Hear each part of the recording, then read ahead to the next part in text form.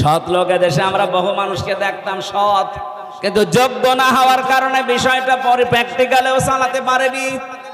কিন্তু যেই লোকটা আল্লাহর আইন দিয়ে যোগ্য এবং সৎ, মাওলানা মতিউর রহমান নিজামী এক কথা বলে না কেন, একদিকে যোগ্য আর একদিকে সৎ, এজন্য নিজের মন্ত্রণালয় চালানোর পরে যে টাকাগুলো উদ্বৃত্ত ছিল উনি আবার ফেরত দিয়েছে। বাংলাদেশের ইতিহাসে এটা আমি কোনোদিন পড়িও নি, শুনিও নি। আপনি এর চাইতে আর বড় প্রমাণ কি চান? যে নিজের দায়িত্ব পালন করার পরে উদ্বৃত্ত টাকা মন্ত্রণালয়ে ফেরত দেয়। আপনি একটা দেখান তো 15.5 বছরে, আর 14 বার ভাসেট করে মেলে না, আবার চাই আবার চাই আবার চাই, কথা বলে না কেন? এদের ভেতরে সৎ মানুষ ছিল কিন্তু যোগ্য মানুষ ছিল না।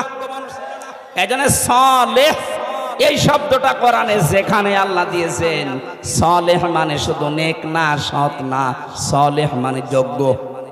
আর আমি বাস্তবে এই চোখ দিয়ে দেখতে পাচ্ছি এই দেশে জামাত ইসলামী বাংলাদেশ, ইসলামী ছাত্র শিবির, ইসলামী ছাত্রী সংস্থায় যারা আছে এরা একদিকে সৎ আর একদিকে যোগ্য।